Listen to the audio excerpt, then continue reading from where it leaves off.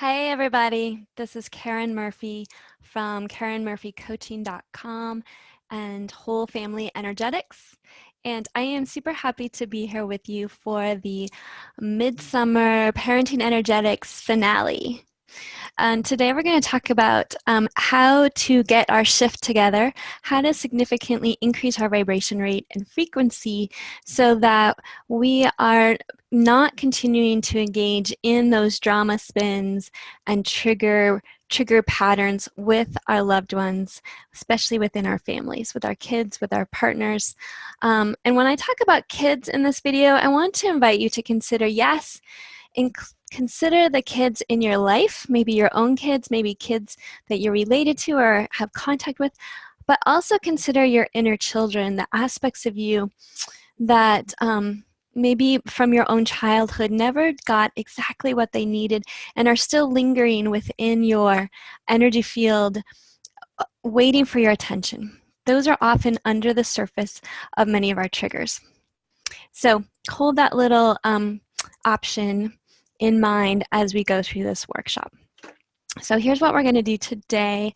If this is the first time that you are popping into this series, absolutely no worries. We're going to do a quick recap in just a few moments so that you'll be all caught up.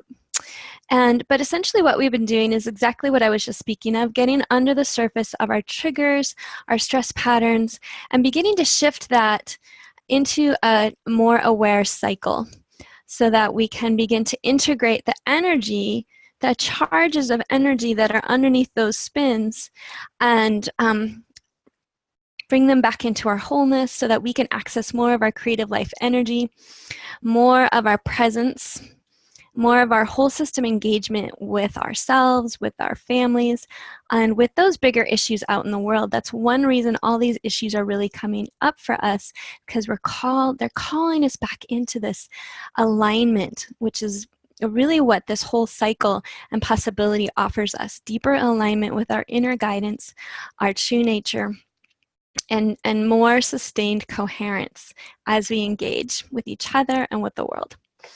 All right, so today is all going to be about the hows of doing that.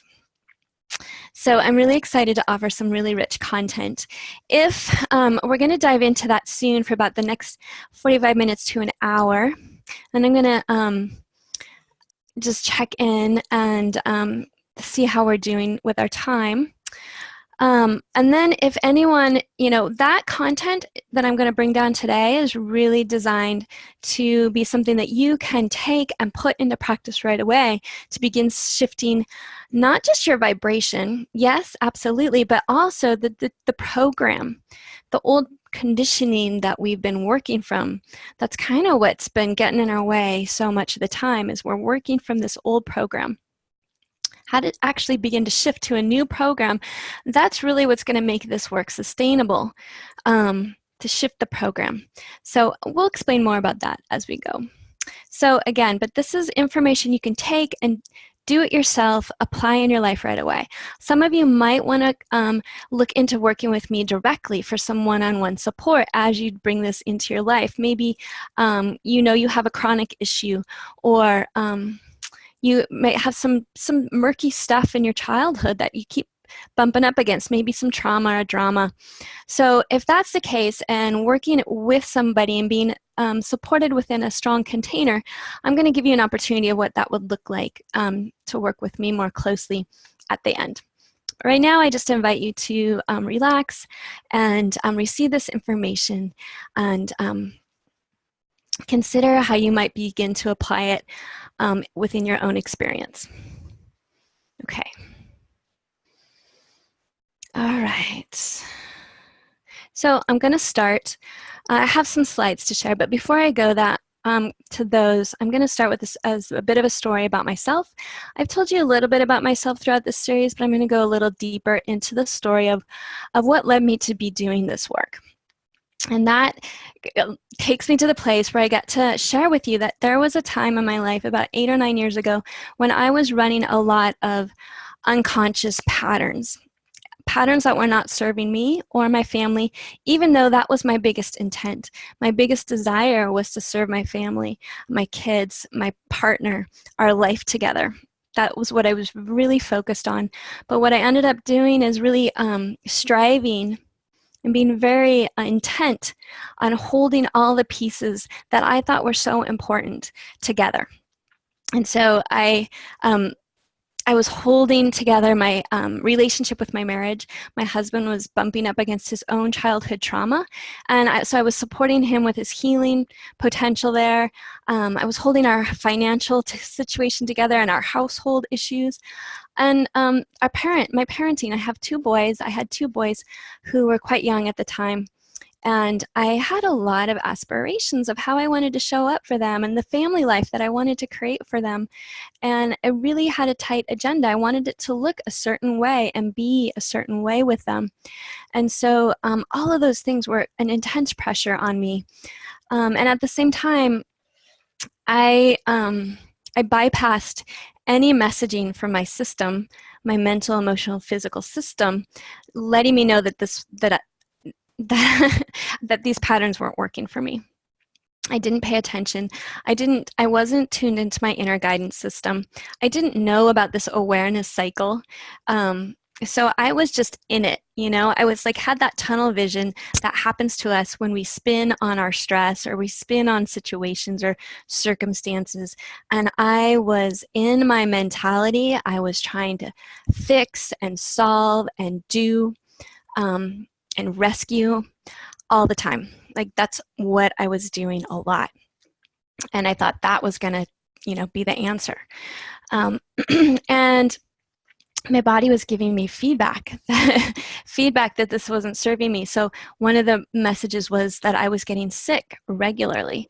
Every month I was coming down with some sort of like mysterious flu, except it wasn't the flu. It was just like symptoms that were just sending me to my bed for 24 hours, and I would just sleep it off, and then I would rally again and head back into life. But it kept coming up like monthly. I needed a day to check out, and my body was just making me sick. I was getting sick. And I also was getting infections a couple times a year, like polar opposites of the year. I would come up with this infection, and you know, at that time, I thought I was doing everything right. Like I was eating really healthy. I was juicing and doing my green smoothies, and I was doing a lot of exercise. I was doing yoga, all the things that, you know, I knew to do to take care of myself physically, I was doing. And yet I had these health issues come up. So every time that infection came up, I would like go to the protocol, and I would, you know, pull out anything in my diet that might be contributing to it and add in, you know, supplements or whatever was recommended to that could help it. And I would, you know, move through the 1 to 2 weeks of that infection and come out the other side. But it would come back again 6 months later. And so that was kind of mysterious. See, I wasn't cluing in, you know, I wasn't listening to the messages of my body. So really what happened was that I didn't tune in. I didn't wake up to this reality of these patterns being so off track for me, not in service to what I truly wanted, which was, you know, connection with my family, connection with myself. That's the big vision, right? But I had all these ways of what that was going to look like, and I was holding those tightly. So what happened is that it all came undone. You know, that's what happens when we don't listen to the messages and take action. So the messages have to get louder and louder and louder. And of course, I was co-creating this, right, with my partner. And he was of a similar track of not paying attention to his own messages. And so together we just, you know, it came completely undone. And that was my moment to wake up. And it was a big emotional storm. And now when I look back on it, the image that comes to mind of just breaking free from being underwater and submerged, and then breaking through the barrier of the water and gasping for breath. That's what it felt like for me to wake up in that moment. And I hadn't even realized I'd been underwater, right? That's what it is to become, to be unconscious and then conscious. You have so much more perspective on what you had just been through, or just, you know, your reality in that moment. I had been such blinders on. I didn't even see that I was living underwater, right? And drowning. And then I came up for air and was like, oh, there's a whole new world. And it required a lot of letting go. Obviously, I had to let go of all those 101 pieces that I'd been holding. But the process that I went through in order to move through that time was just incredibly opening. I reached out for a lot of support. I learned how to ask for help and receive help. I got clear about my inner messaging and started to develop a relationship with my inner being so that I could open that channel of guidance and have it really be in tune so I could get those messages much quicker. What showed up in my external world is that my husband and I got divorced, and I released him to go to his own work, and I took on the care of the kids, and we released that house and got free of that financial situation, and then I really focused in. I focused in on my own self-healing and my own self-care, my own parenting, and then just how to create this nest for the three of us to navigate this emotional time, me and my two boys. And that's what we did. In those first 4 years were challenging. There was definitely some emotional, rough waters. But it really honed my parenting skills intensely. I had to let go of that, bullet list of what I wanted to show up, the life I wanted for them, and really focus in on the thing that mattered the most, which was a deep emotional connection with at least one parent, which was me, which I felt so honored to be, right? And so that's what we did. We really honed in on that connection. And that's where a lot of my straight up parenting skill building was put into practice, and now I offer up in my parent coaching. But a lot of that same approach, it's a connection-based parenting approach, an emotional intelligence-based parenting approach. This is really the approach that all of us needed. And so when you go back to do your own reparenting, to clear those aspects of ourselves that didn't get exactly what they needed in the moment they needed it when we were children, this is the same approach. Everything I offer to parents is really beneficial for reparenting. So sometimes I end up working with people who don't have kids because that's what we're doing together. So I want to pop in quickly here to invite our beginner's mind, because there might be things I'm going to bring up during this session that you've heard before, or this framework might not be brand new to you, and that's perfectly great, because what it means is you're being invited into a deeper layer of it. But if we come in with this mindset that, oh, you know what, I know about the chakra system, I know about my energetics, I know about parenting, if we come in knowing, with our conscious mind thinking we know this stuff, then we disengage from the potential of getting to that fresh new layer. And the reality is we never engage anything the same way more than once, because we're always coming at things from our level of engagement, presence, and consciousness in this moment, which was likely different the last time I came across this information. So invitation, engage your curiosity. And the next invite is for us to set down in place a no-fault zone here. I just have been referencing a couple times our own childhoods, and that brings up memories of our parents, right? And so I want to share with you one of my favorite mottos, which is that everyone is doing the very best they can with their information, resources, and level of consciousness they have in that moment.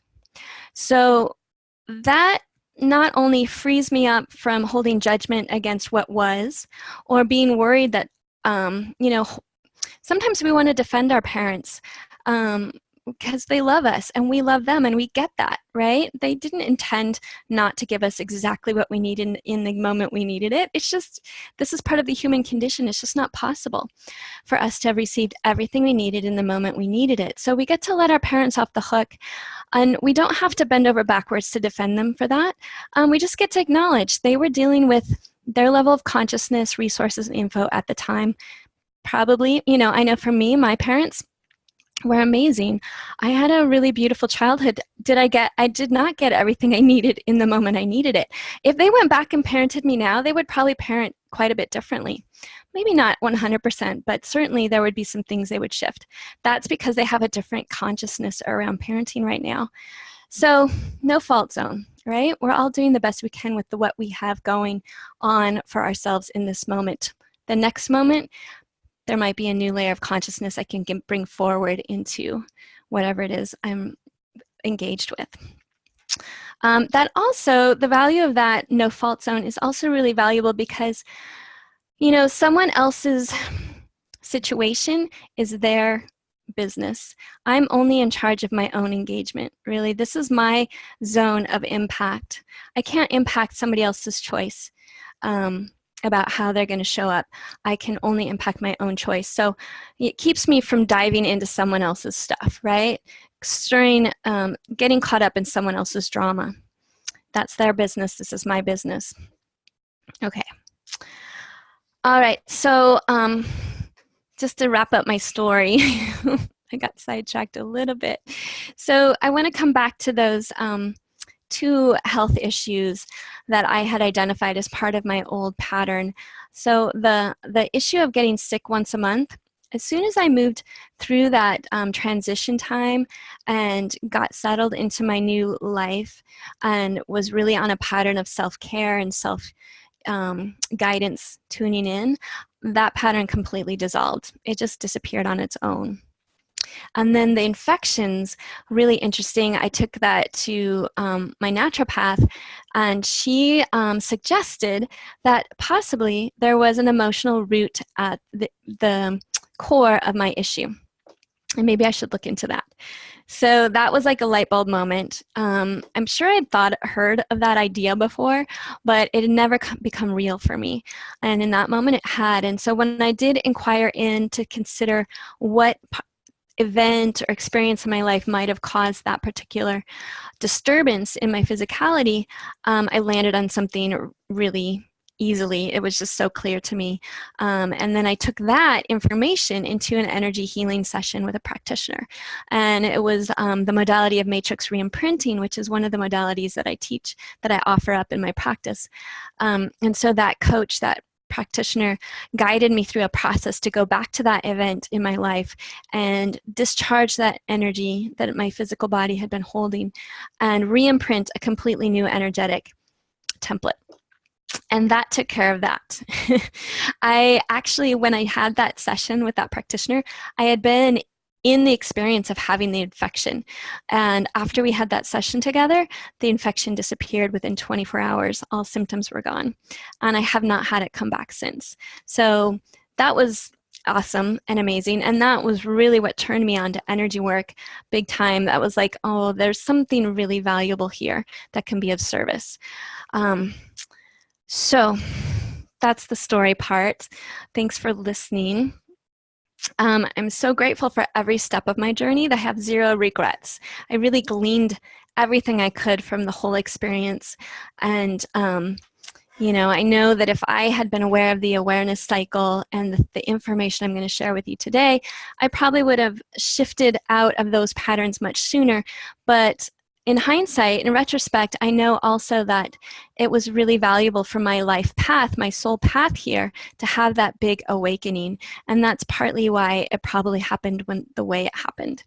So again, no judgment on the events in our past or the drama we've gotten stirred up in or the big events. It's like they all contribute to who we are today. So we, you know, offer gratitude and love for my past self and all that she went through to get us here.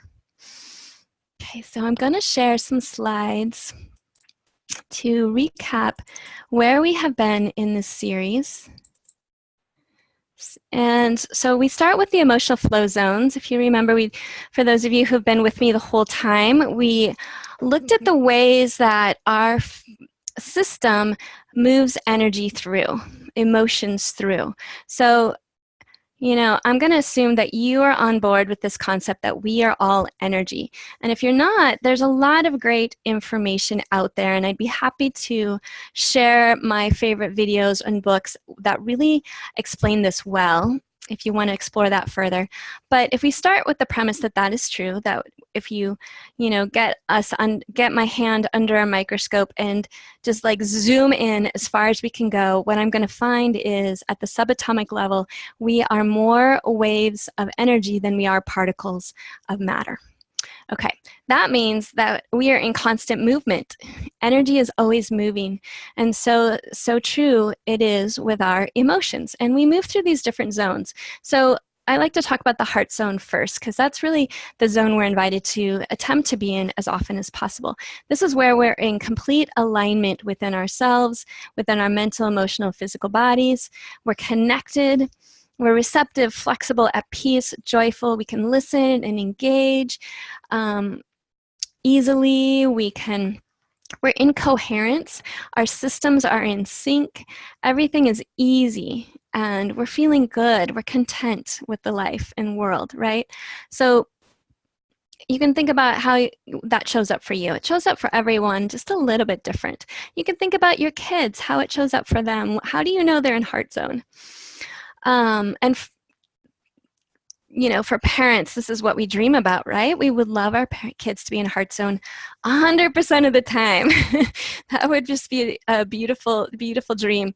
But the reality is that's not possible, because we live in a conditional world, and there's a lot of contrasting events that we bump up against, and a lot of things within ourselves that are not congruent that get triggered. And so when those triggers happen, when we bump up against stuff in our reality, we can get untethered from that inner alignment. We can get disconnected, and I call that moving into edge zone. This is where our emotions and thoughts and even physicality can start to feel disruptive. We start to get upset. Our emotions our thoughts get more limiting and critical, and it shows up in our behavior. We get more abrupt. Sometimes our voices get louder. We tend to bump into things and hurt ourselves. If we're in edge zone, we're not as conscious, right? We're kind of in our heads, because sometimes, a lot of times when we're in edge zone, we might be thinking about something in the past or looking out to the future, worried about something that's coming up, right? And so we're not present in our embodiment, in our physical body as much. With kids, it really shows up in their behavior. We would, in the past, it's been called bad behavior, misbehavior. And I like to call it off-track behavior, because that behavior is simply a symptom of their misalignment within, letting us know that they're in the edge zone. They've moved out of heart zone. If we didn't know it now, we do. If we didn't know before, we know it now, because now they're picking on their brother or something like that. Behavior. Behaviors are symptoms of inner connection or disconnect. It's a concept to sit with and see how that resonates for you. See how that might shift your perspective on the stuff coming up with your child. Okay, and then, so the third zone, if we stew long enough in edge zone and we don't bring reconnective measures forward, we can find ourselves slipping out into the outer rim zone, which is where we get totally disconnected.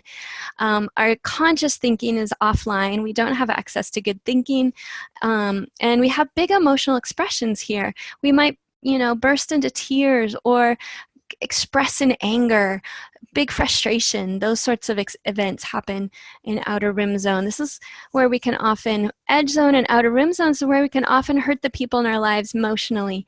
In outer rim zone, people can get actually physically violent.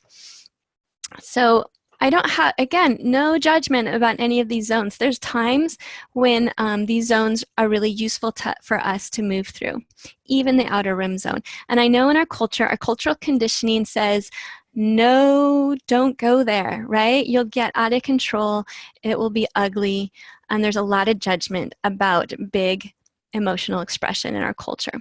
And that makes it hard on kids, because our kids are really actually trying to show us how to do this, how to move big energy through our system, how to move big emotions on through.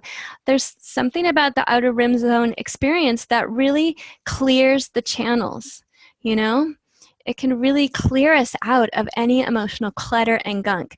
So it's it's not always comfortable, for sure. It's difficult to hold space for somebody to go there, but when it happens, just trust there's probably good purpose going on. Now, I have a lot of suggestions for that. If you find that your child goes there a lot, please hit me up for that, because mostly what we're going to talk about in this session are what to do during the edge zone, because that is our true place of impact. This is where we can affect shifts back to heart zone. So if we stick with our concept of, or our theme of vibration rate, frequencies, the energetics of these zones, you can tell that heart zone is really the high vibe experience, those lighter frequencies that feel good in our body, right? Because it's coherence. Of course it feels good. Everything's aligned and in sync. And edge zone is where our energetic frequency is getting disruptive, and the frequency is getting denser. And then outer rim zone is when it's getting sort of like really chaotic. Okay. So that takes us to the awareness cycle. So as we stew in our edge zone here, maybe in response to a triggering event or moment, or just we're experiencing stress, what our culture, conditions us to do is to spin right here for a while, to rant and vent and pull people into this with us, maybe usually our partner or our kids, maybe other extended family, coworkers, and just to help us. So subconsciously, we're really seeking to process the energy. And so we unconsciously pull people in here trying to get their help, but really what we're doing is creating a lot of drama together, because we trigger others. Emotions are really contagious. And so this is where we get into power struggles and conflicts with people. This is where we get into war. And a lot of civil unrest happens because we're all spinning in this. Okay, so the other thing that happens when we get triggered or experience stress is our culture conditioning tells us to either suppress, repress, escape, or project in order to deal with it. Those are the coping methods we've been offered mostly in our culture. And all of those will lead us into unhealthy patterning. And again, non-judgment, because we're all human. We've all experienced all of those. I told you my story where I was suppressing a lot of my stress. And it blew up in my face. I was co-creating that together with my partner, who was also really repressing a lot. So that was just an example of how we did this.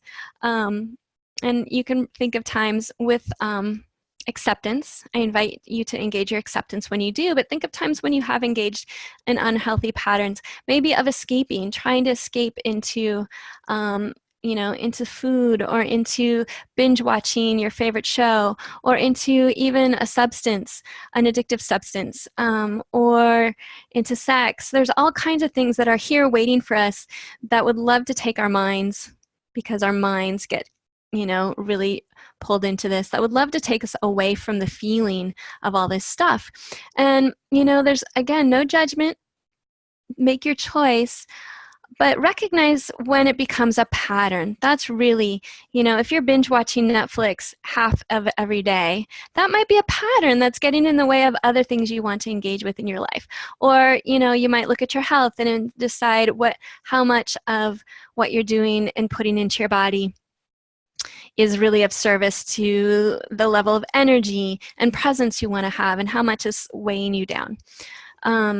Those are just things to consider with acceptance and self-love, as we go forward. Again, we don't get this information. This is everything I'm offering up here. I truly would love to, I dream about a world where we get this when we're young, when this is part of everybody's parenting, it's part of our education system, where we just know this, but we haven't until now.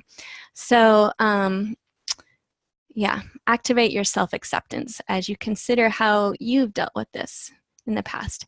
And here's the new model. The new encouragement is to, instead of spinning here, instead of taking that frustration over to Facebook or some other social media place, go take it into the awareness cycle. Pause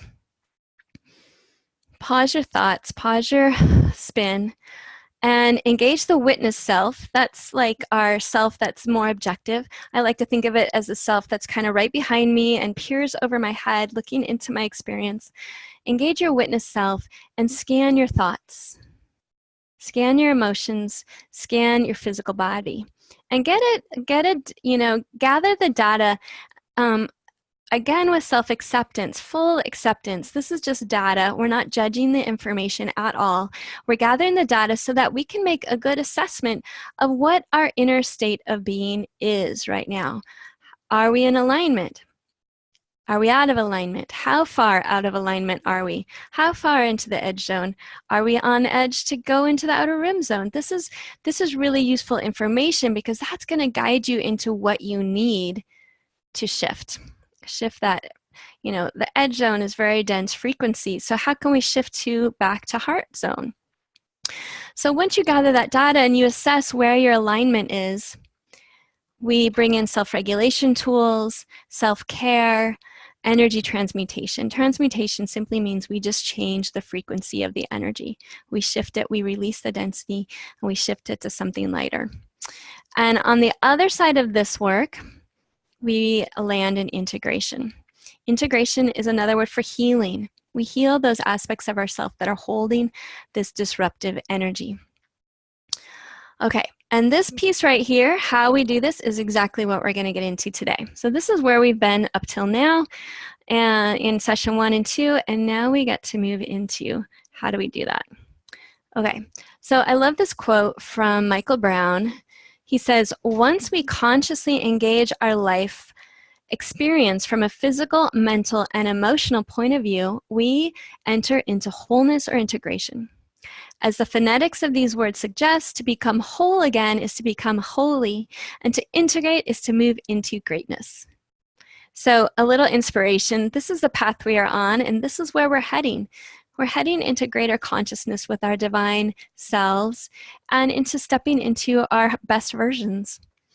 Michael Brown, I just discovered this book. I think he must have recently published this one, Alchemy of the Heart. His first book I love and I highly recommend. It's called The Presence Process. All right, and then I have this additional incentive. What we do for ourselves benefits everyone in the family. So a lot of people come to me because they want me to work with their kids. They want their kids to incorporate self-regulation and emotional intelligence, and they want to make life better for their kids. Maybe their child is struggling with a particular issue. And I so love and respect and honor that because we all want to make life good for our kids. But I also often come back to them and say, hey, what you do for yourself and what you can do with me to clear your own energy field, bring yourself into deeper integration and more presence, that will have a huge impact on your child alone. Just that. Because our kids are so tuned into our energy field that, what you do for you is quadrupled for your kids, literally, especially the younger they are. All right, and so also we demo a lot for our kids when we really go into deep self-care, self-integration work. All right, and it really supports the whole family. Okay. All right, so we're going to go into a section now where we talk about our inner energy technology. We all have this inner energy technology. It's all within us, and it's all working whether we are conscious of it or not. And I know that you all probably know some of this. So again, I'm going to invite you to get curious for this next layer, beginner's mind. So the first one is we're just going to chat briefly about is a meridian system. So I just love knowing that the system is in my body. It's really a huge grid that flows throughout the whole body. It's the energetic transportation network that pulses, flows, and directs vital force energy where it needs to go. I just love imagining it. So each of these meridians, there's 20 of them, are linked to organs and body systems. So over, thousands of years, the knowledge of this was developed in Chinese medicine to specifically treat physical issues. It was also known in many other cultures, including the Mayans, Cherokee, and Incas. The Incas actually called it rivers of light, which I love. I love that visualization.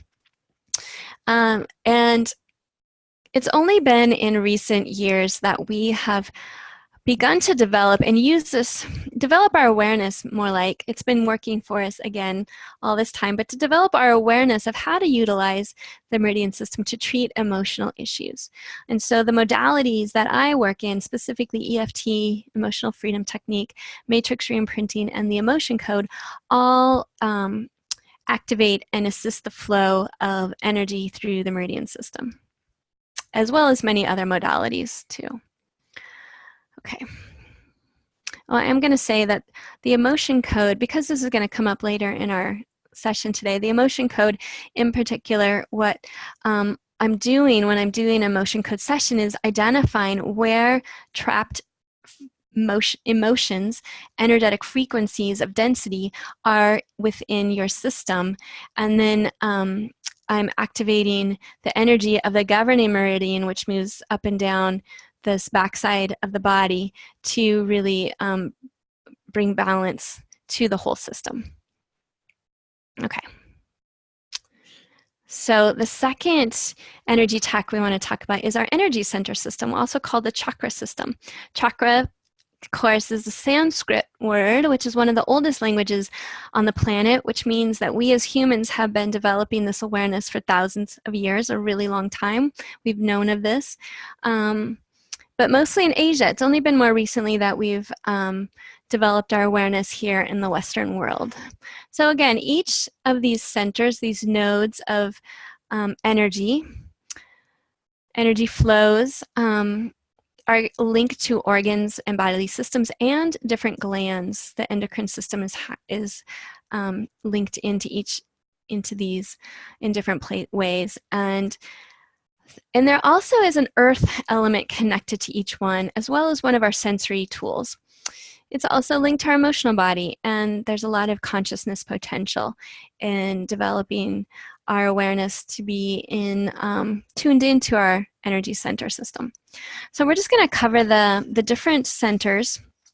I think it's really useful to increase our awareness so that we can have we can be paying attention more easily to what's going on within our system. This is one of our birthrights, to understand how these energies flow, and it's a good time to wake up to that and to activate it. So right down here is the root chakra. It's chakra number 1. And this is our center of security and safety. It's right at the base of our spine, at the pelvic floor. And so all of our chakras can be over-activated and under-activated.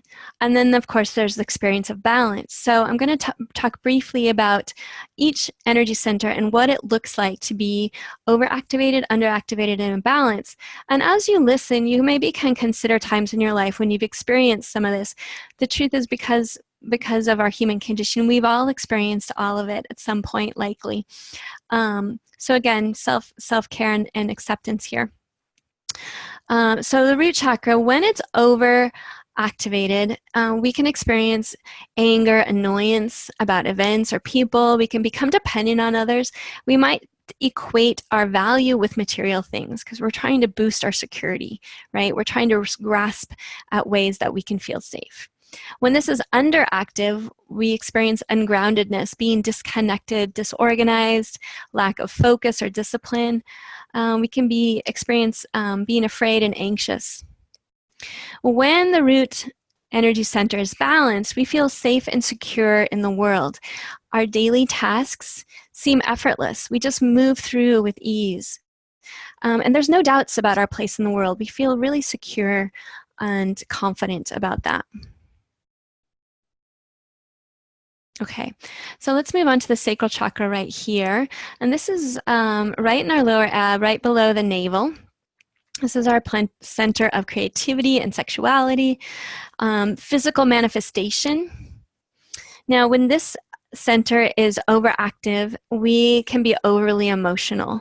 We can create drama, overly attached to people and sex. When this is underactivated, we can have a fear of pleasure and deny ourselves things that feel good. We can lack creativity, feel sluggish, chronic fatigue, And it can be hard to stand in our own truth. When this center is balanced, our feelings flow freely and we're able to express with confidence. We know our own strengths and we have a sense that we can handle anything that comes up. We're also open to intimacy and sexuality, and we just have a general passion for life. Doesn't that sound good? Yeah, the balanced versions all sound really good. Okay, so that was sacral. Now we move on to solar plexus right here. And this is right below the rib cage and above the navel. This is our center of power and freedom, will, control. These are the issues. When we are overactivated, we can be really judgmental and critical and easily find fault with others. We can be demanding and perfectionistic. When we're underactivated, we experience doubt and mistrust towards people in our life. We worry a lot about what other people think of us. We avoid our feelings of depression and anxiety. We have a sense that we're not good enough, that we find ourselves seeking the approval of others. So when this is in balance, we are able to regulate our thoughts and emotions with ease. Our egoic analytical mind is in service to our conscious mind.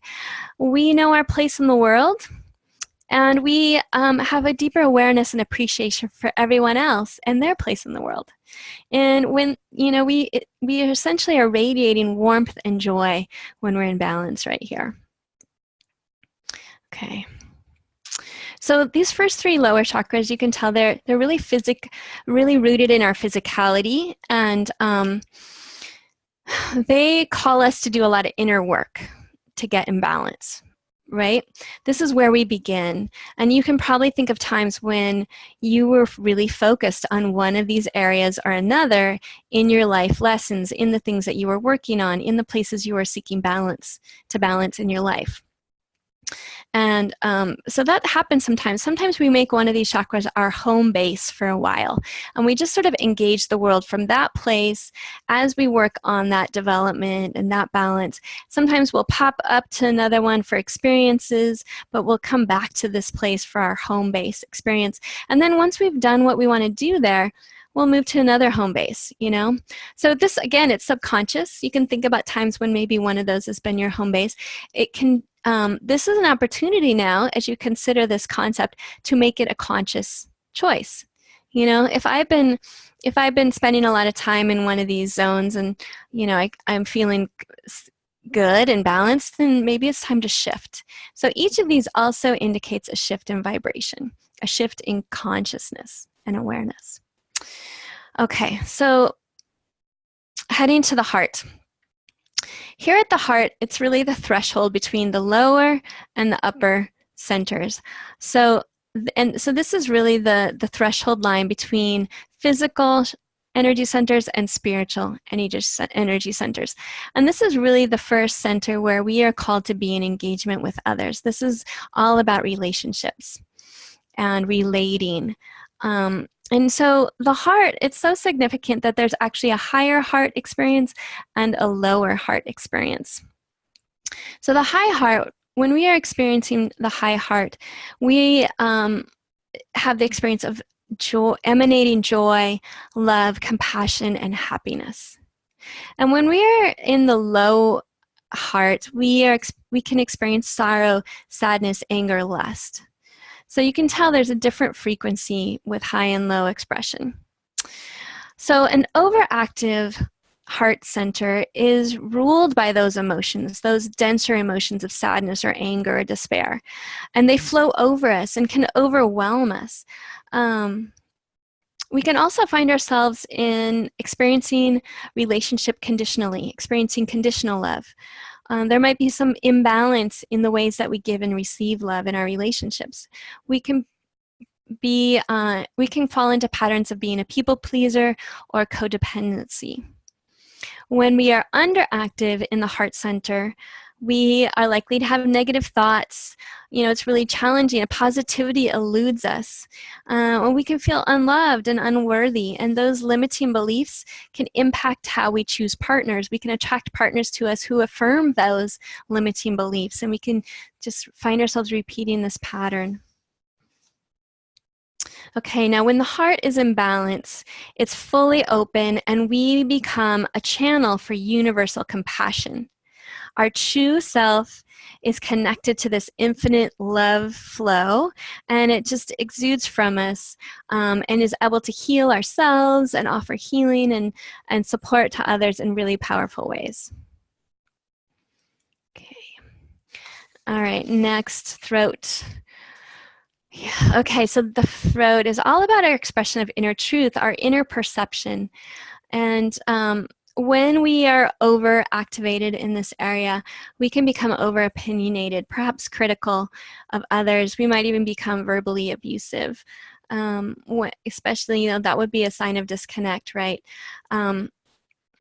This is where we find ourselves yelling and talking over people in our lives, not allowing them their own expression.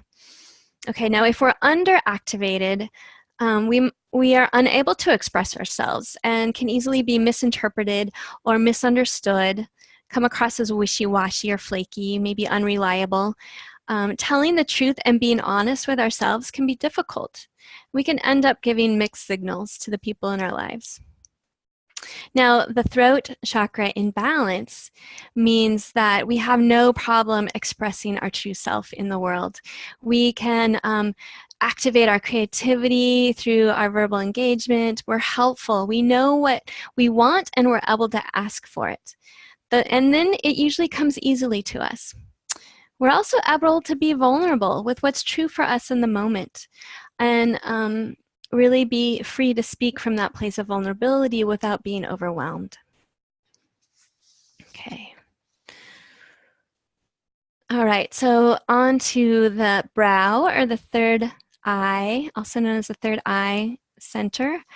This is our home of intuition, inner perception. This is really our gateway to higher consciousness awareness. And when this energy center is overactivated, we might get stress headaches. We can find ourselves overthinking and over-intellectualizing issues, trying to solve everything in our lives from the intellect. We can find ourselves being judgmental and unsympathetic to others. When it's underactivated, we might have difficulty understanding the spiritual side of things, and our connection with our inner reality gets blocked. We're blocked from our intuitive channels.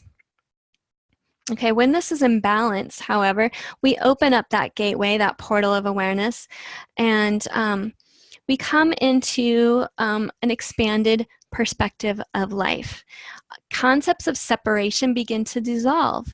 We start to open up to this awareness that we create our own reality, that our vibrations have a bigger impact in the world than ever before known, or that made sense when we were kind of focused in down here.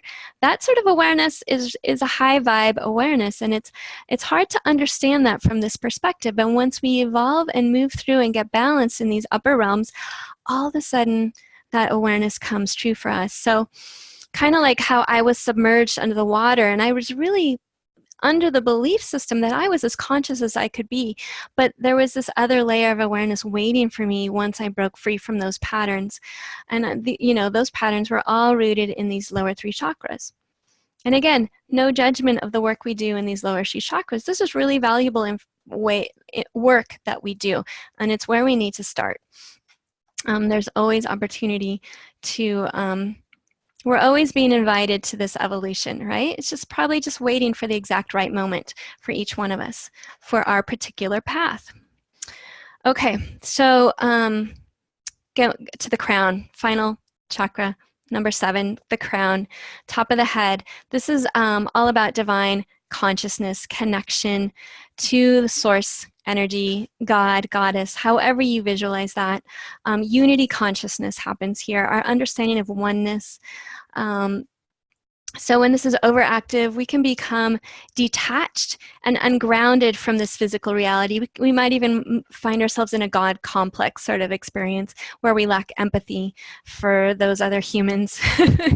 And when we're underactive in this area, we can lack a sense of purpose and meaning in life, and even not be very curious about spirituality and source connection, we can find ourselves angry at the externals, angry at God, and fear of death. So again, the balance really takes us to that expanded perspective of unity consciousness, that understanding that there's so much more than meets the eye in this experience that we're having, that we are spiritual beings seeking to be embodied into this human experience. Okay, so so I know that all of us have had experiences of overactivation, underactivation, and balance in just about all of these, I'm guessing. I'm guessing that you have had those moments, glimpses maybe, of, you know, those epiphanies. But they often don't last, right? Well, then we end up back down here again and into this 3D tunnel vision. But the invitation right now on the planet, in where we're at with human consciousness development, there's a trajectory that's been happening, and we're all being invited into raising our home base up to these upper levels. Now, it's an illusion to say that this is low and this is high, because that's kind of linear thinking, because high, in a duality, world of duality, high is good and low is bad. And this whole perspective up here is that there is no good or bad. There's just expanded awareness and limited, you know, lesser expanded awareness, and that's all of service. But if we, so all of this awareness is within us. It's not like we're going up somewhere to get it. It's all within us. It's just an expansion of our awareness within. And, you know, this is partly why we're having so many external events that trigger us, is that we're all being called not only to evolve our own individual evolution and experiences through the energy centers, but also collectively. Collectively, we've really, you know, through all of human history, we've really been stuck in these lower three.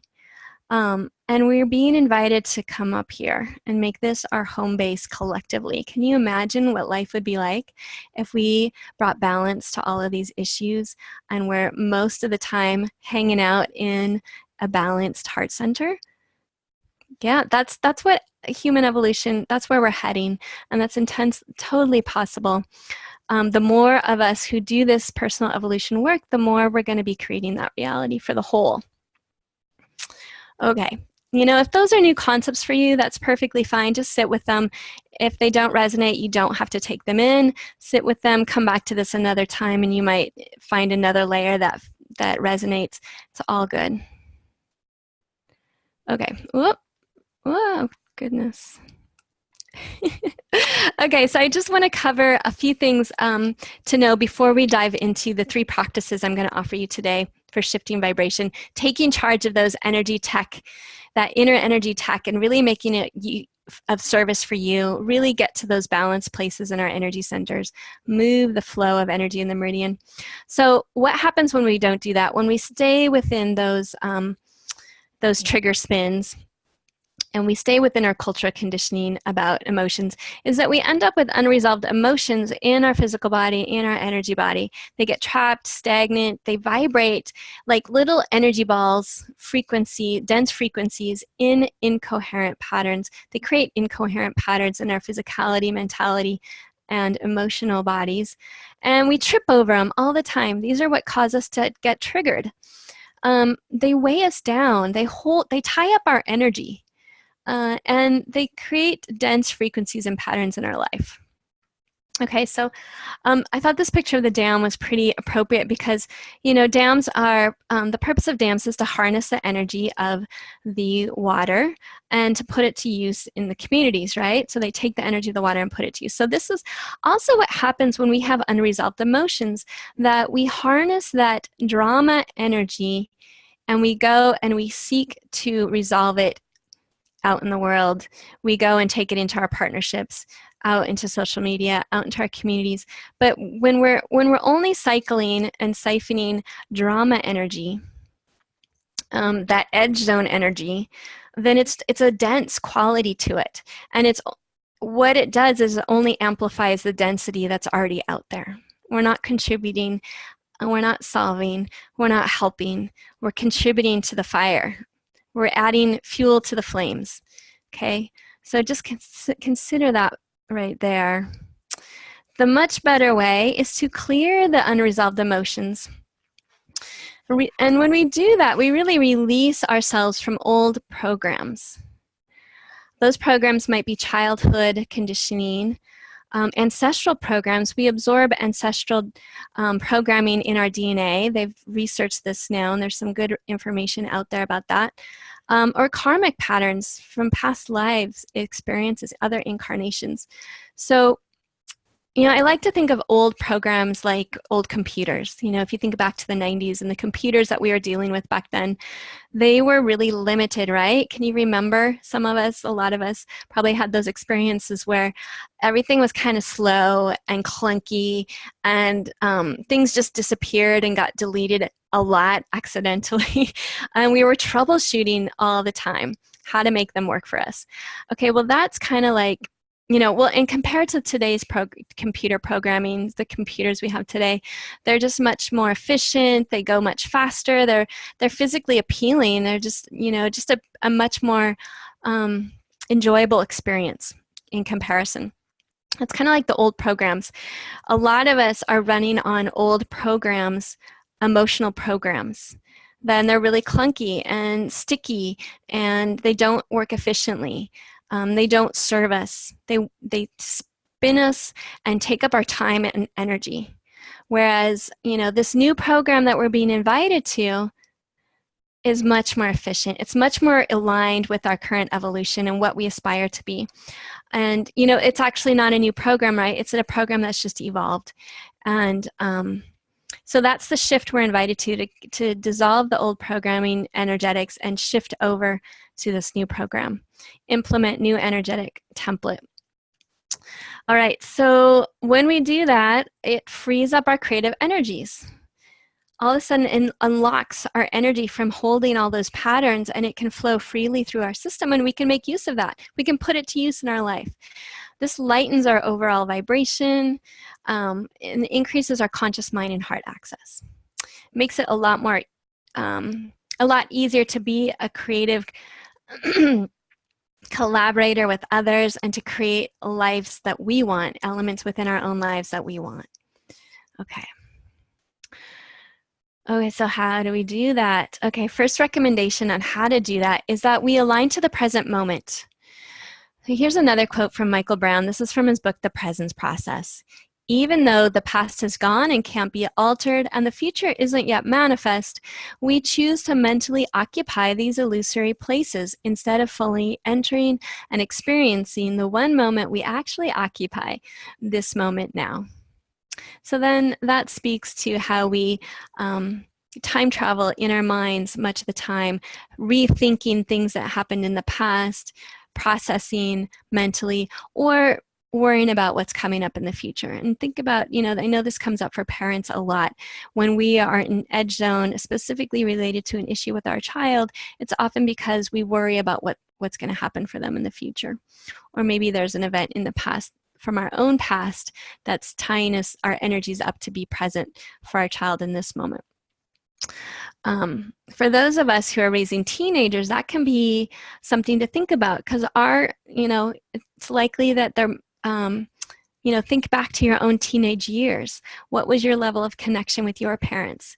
That energetic of the reality of your connection with your parents, or maybe incidences that happened to you as a teenager, that energy might be impacting your relationship with your child right now. Okay, so again, in our most impactful moment, our opportunity to really be an impact to support someone, whether it's our own selves or our child, is limited to this very moment right here, right now. Okay, and so another reminder that all emotion is simply energy in motion. So anything that's coming up in our mental, emotional, physical experience or behavior, if we can get to that awareness that this is simply a wave of energy moving through the system. This isn't my child. This is only an aspect of him moving some energy through. So that can help to understand, when I spoke about behaviors being symptoms, That's what I was speaking of. This is simply energy moving through their system, and it's showing up with this behavior because what your child needs is support to get realigned back into themselves. And that's their imperfect coping method to give you that message. So if we could shift the paradigm and not get focused on the behavior, but realize, oh, there's this disruption coming up, this wave is rising, I need to support my child to move this wave through, then you can bring in connective efforts to do that. Okay. All right, so here's the recommendation number 2. Cultivate a relationship with your emotional body. And I like to think about it like making your emotional body your significant other. What would that look like? How would you take, extra nourishment and care of your emotional body if this was the equivalent of your significant other? A lot of times we seek this kind of connection from our significant other, right? We want to be that. We want to receive that level of nurturance from our significant other. And how often does that work out? Maybe sometimes. Consistently, that's a lot to ask for. So much better to provide it to ourselves. Only we know what we truly need in the moment, especially if we're tuned into our own inner guidance, because that's going to let us know. All right, so the whole purpose then of supporting your emotional body is to allow the healthy flow of emotions and energy. So we don't want that stagnation. We don't want those vibrations to get stuck in our system. We want to let it flow and integrate. So recommendation number 1 is to receive compassionate, active listening from another person. So compassionate, active listening. This is not something that we do very commonly in our culture. We do listen to each other. There's different levels of listening, and we often get together with people in our lives, especially our support network, and we have exchanges of listening where I'll tell my story and you'll listen, and then you'll tell your story that reflects back to me something about my story, or maybe you'll offer me some insight or some guidance or some advice or a way that I could solve this issue, or maybe you'll commiserate and again tell me your own experience of that issue. All of those things can be of value, but this is not what I'm suggesting right here. I'm suggesting a whole different level of listening, also called regenerative listening, where we can offer a new space to the person to be listened to. And really, so if you're the listener, a really good skill to develop, because I would suggest that this would be an amazing thing to offer your child. So if you become the listener, the recommendation is that you are simply there to hold a container for that person's expression to land. So you're holding a safe container, you're offering your acceptance, your trust, your love, and that's it. You're not offering advice. You're not offering to fix or rescue or solve anything. You're not offering comfort or commiseration. You are trusting that this experience of receiving listening that this other person is getting is serving them well for whatever they need in the moment. So, and this is an opportunity to express some of that emotional gunky clutter stuff. So as listeners, we don't even take the information all the way in. Okay, because if we take it all the way in, we're going to be bumping up against our own story, our own reference points, and we're going to have the potential to get triggered in our own stuff, and potential to get, wanting to say something that will offer some support, right? But this is a different kind of listening. So that's the recommendations to the listener. The recommendation, and non-judgment. Non-judgment of anything that's said or done, because what you understand when you're the listener is what is expressed in a place where somebody's in the edge zone, maybe even the outer rim zone. What is expressed is only the emotional truth of that wave, that energy. It's not their real truth. Their higher truth is not something they can access in that moment if they're in edge zone or if they're in outer rim zone. Okay, it's offline. So they need a place to be able to dump all this stuff and come out the other side. So you get to be the dumpster holder, okay? You get to hold on to that garbage can, and they get just that even involves, garbage. We might have judgment about garbage. This is actually a beautiful garbage can. It's just being very useful. So that's for the listener. Now, if you are the one who's in edge zone, outer rim zone, and you are coming to somebody to be listened to, here's your job. Tell the story or the narrative or whatever that triggering event was only until you begin to feel the feelings and the emotions that come up. So you might not have to tell very much. You might just, say a sentence and you're there. You're already starting to feel the tears or the rush of anger. And if that happens, then you stop talking. The moment that happens, you stop talking.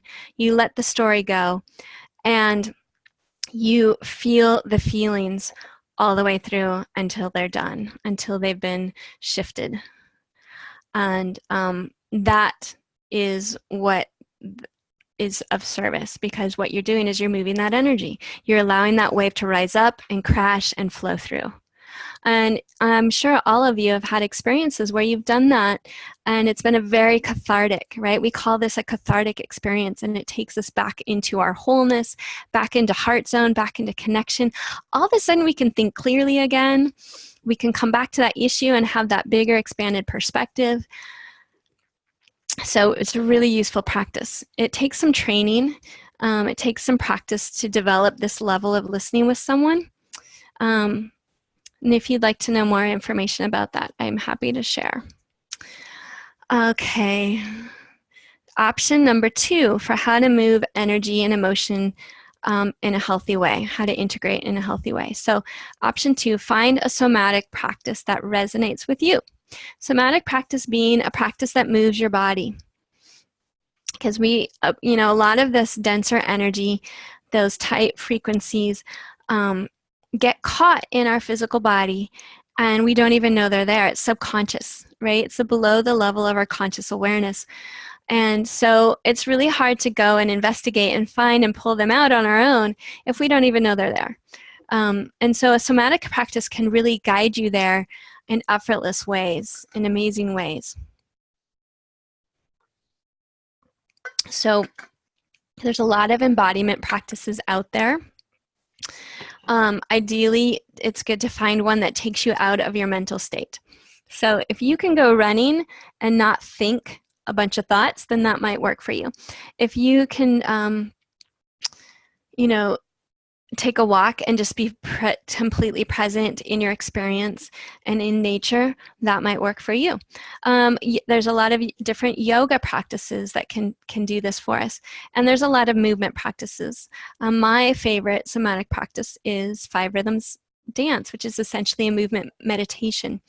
And it's really excellent at bringing us in, dropping out of the mental sphere into the body and moving a lot of energy through the body.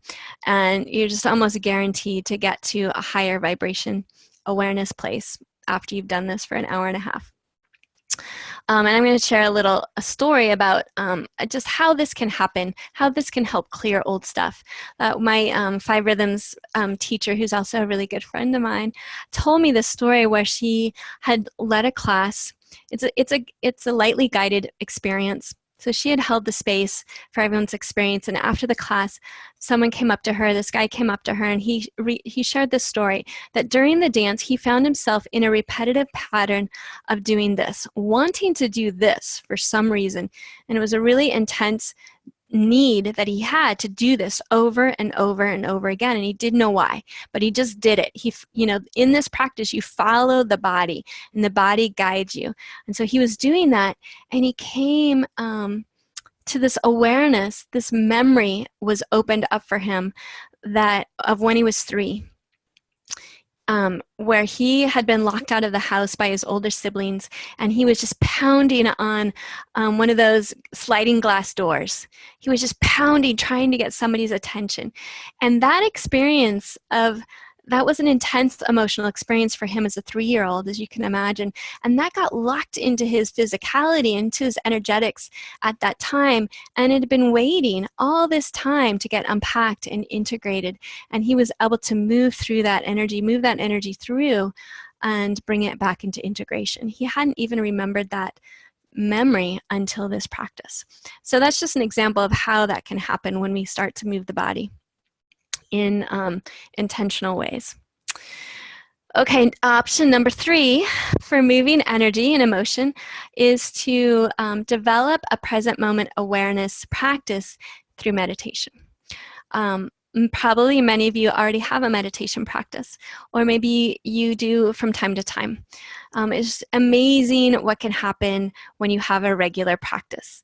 Once, all of these, truthfully, all of these options 1, 2, and 3, if you get into a regular pattern and a rhythm of incorporating this into your week, into your days, they become so supportive that you can't really imagine life without them. And that can be true for meditation too. And if you're not there yet, that's perfectly fine. Just continue trying it, continue adding it in. And so what I'm offering here, there's lots of things you can do with meditation, but what I'm speaking to right now in this session is to use meditation for self-healing, for self-integration. Be really intentional with your some of your meditation to self-integrate. So how do we do that? Here's my suggestion to try. And this relates to some of my energy work and what I do with clients. So when you take yourself to that meditative place where you've let go of the mental chatter to the as best you can, and you started to dissolve your awareness of your physical experience, and you're just kind of floating in that expanded awareness place. When you get to that place, here's what to do. Invite in an aspect of yourself that is holding stuck energy, maybe related to a specific trigger, a specific stress experience you had recently. Just invite that aspect of yourself, you might even think of it as an inner child, to meet you here and to connect with you. And then open yourself up to receiving that connection. And it might be a visual. You might experience a visual in your mind. You might experience a sensation in your body. You might experience a knowing that this presence is here. There's different ways to experience this, and there's no wrong way to experience this. Okay? And when you do that,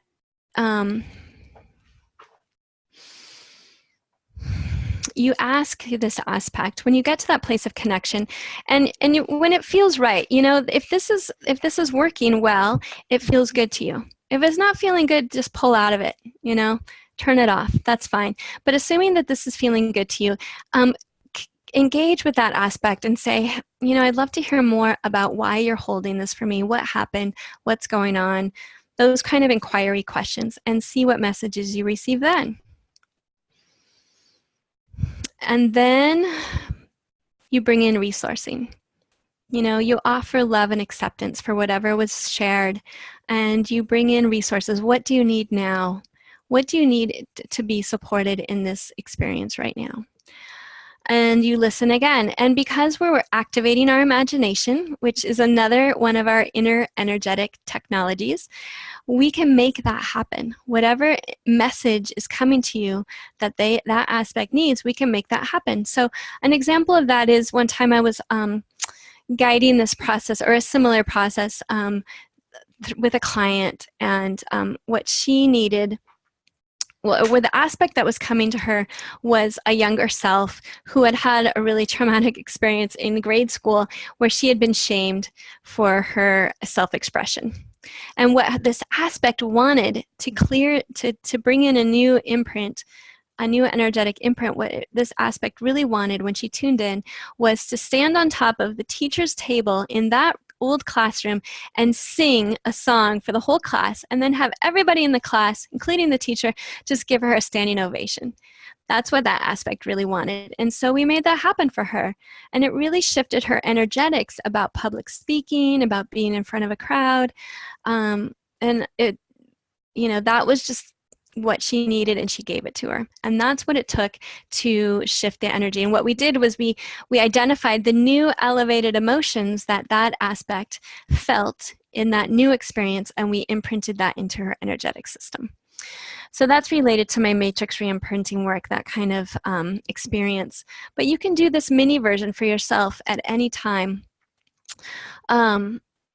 you know, a lot of times these aspects of ourselves, these younger children's of our, the inner child that we, aspects of ourselves, a lot of times they just want to be held and loved and snuggled. They want to play with us. They want to feel free and not limited in their expression. So I had an experience last night where I did this exercise. I decided to do a little test run on the mini version for you guys because I was laying in bed and it was, you know, 11 o'clock, and I knew I had this session to do with you today, and I really just wanted to get a really good night's sleep, but my mind was telling me that I needed to think of all the details that I needed to do in the morning when I woke up before the session. My mind was telling me that if I spend some time thinking of all these things for the next hour, then I'll be even better prepared. Now that was my analytical egoic mind, right? And my conscious mind was letting me know that, you know, actually that's an illusion, not true. Thank you for wanting to serve me here, but actually I know better. I'm going to bring in something better. So what I did was I did this present moment awareness meditation with that aspect. So I invited that aspect to meet me. That aspect that was holding that energy charge of wanting to spin on the details of today, to meet me there in my meditation. And it showed up as a 4-year-old me wearing this sweater that my grandma had given me when I was 4. It was a wool sweater, and it was super itchy, and it was all different colors. It was kind of ugly. And I hated that sweater. It was so itchy, I couldn't even stand it on my body. And so I haven't thought of this memory in like, I don't know, a couple dozen years, literally. It's just been so long since I've thought of this. But she showed up, and she's just standing there in front of me, as cute as can be, with her little glasses. And I said, you know, why are you wearing that sweater? Because we hate that sweater. What's going on? And she gave me the message that she didn't like the sweater, but grandma had given it to her, and she didn't want to hurt her grandma's feelings. She thought that was going to be mean. She didn't feel like she could tell her grandma that she didn't want to wear the sweater. You know, that's part of the old programming where we have to deny our own truth in order to not hurt someone else, you know, to protect somebody else from a bad experience. And that's a limited thinking, and it keeps us locked in inauthentic practices, right? Not expressing our truth. And so I let her know that, you know, she could be true to herself and her own knowing, and that her grandma would understand. And if her grandma didn't understand, that was actually okay too. And so I asked her, what do you want to do with the sweater? And she said, well, she had a few options, but she kind of she kind of rejected them as she thought of them. So she thought about throwing it away, but that seemed wasteful. And then she thought about giving it away, but then she didn't want any other kid to have to deal with this itchy sweater. So she came up with this idea of cutting the sweater into a bunch of pieces to turn it into different coasters. And that's what we did. We got out the scissors and we played on my bed and we cut up the sweater, and we just were playful and had fun and really lightened the whole experience. And that's what it was. I have no idea how that relates to what I was experiencing last night and my mental mind kind of spinning. The truth is, sometimes there's not a clear connection, but for whatever reason, that energetic thread was getting tripped. And so I cleared it. I was able to fall asleep almost immediately after that meditation, and it all worked out. So even with the little things in life, we can bring this experience into practice. You might try it with something small, see what happens, have fun with it. Again, this is activating our imagination, our creativity, all really high vibe experiences. Okay, so those are my 3 recommendations for making significant shifts in your vibration on an ongoing sustainable level. And really what these are designed to do is not only shift your vibration in the moment, but also begin to shift the patterns, the programming. This has big potential. So this is a lot of information all at once, and I know this might take some time to sink in. So I just honor and encourage you to do that, just sitting with these ideas for a time. Now, so again, these are all things you can just take straight away and take into your practice for yourself and do it yourself. And some of you are going to really resonate with that and just be ready to go, which is awesome. And some of you might want to be guided. You might want to have a experience of being held in a strong, safe container energetically and be guided. Maybe you're someone who has a lot of chronic stuff, or maybe you had some trauma in your early childhood and you don't want to go into those murky waters on your own with this aspect work, for example. So, and that's perfectly awesome as well. Knowing that for yourself is really good guidance, right? So for those folks, I have this opportunity I want to offer you. So this is my regular energy integration 3-month bundle, where we do one-on-one energy healing sessions together once a month for 3 months. And I've added in 3 emotion code treatments as well. So I did mention the emotion code just a little bit earlier, but that's where I'm going into your subconscious field, identifying trapped emotions and clearing them by activating energy within your governing meridian system. And those are really awesome and very supportive of the work we would do together, because I can go in between sessions and do that in the quantum field. We don't even have to be together for those treatments. This is something I do for my family members on a regular basis. It's very supportive. I do it for my kids. I have one of my kids at camp right now, and I did this treatment for him before camp, and I did it this morning during camp. You know, I'm just able to support him this way, long distance, and I've seen some really how it really can support them over time. So I love doing those. And so the cost for those 3 sessions, those 6 sessions really, is $359 for full price plus a monthly installment option. Now, I wanted to give you guys a special deal because I really want to acknowledge how you are showing up to just make life really good for yourself, move into your best versions, and show up with your families in more empowered ways. So I'm offering this 15% off coupon code through the month of July. That really gives you a nice discount and a really good deal. So if this is resonating with you, please, I'd love to support you in this way. And I am going to drop, I'm actually going to stop my share and show you about the link that I need to go back over to another share. I'm going to drop a link to the website that tells you more about this energy integration bundle. So if you wanted to check out the link, I'm going to drop it into the information about this video in the comment section below this video. So this tells you more about what the benefits of this bundle, and most significantly might be of interest to you is it really spells out my different energy, the modalities that we can draw from for any of your sessions. We could customize your sessions. I have Akashic alignment sessions right now, which means that we get to go into your divine soul blueprint, where you made a lot of decisions about what you wanted to experience in this life, and we can check out your soul profile. We can do an energy clearing around that. We could do a life situation, relationship reading. This one would be really fun, especially with all this information about the energy centers. We could do a chakra, go deep into your chakra analysis and recognize where you've been over or under and get balance.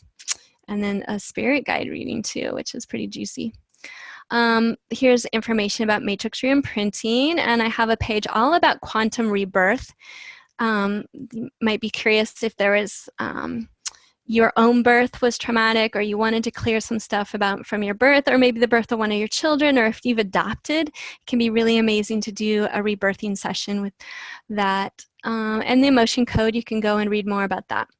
Quantum calibration is really the subtle body energy work that I do, and I kind of bring that to all of my sessions to be supportive. And I also add that to folks who work with me long-term in between sessions. Okay, so I don't have on here just straight up parent coaching, but we can certainly add that to any of the sessions that we do together if you have questions particular to your family situation or something your child's dealing with. Okay, so once you, and then here's the easy payment button. So that's just what that looks like. And this brings us to the end of this session. I thought I had stopped sharing. Here we go. Yeah, okay.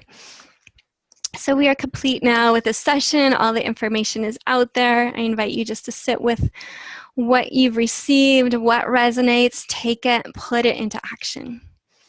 What doesn't resonate, that's fine, just let it go.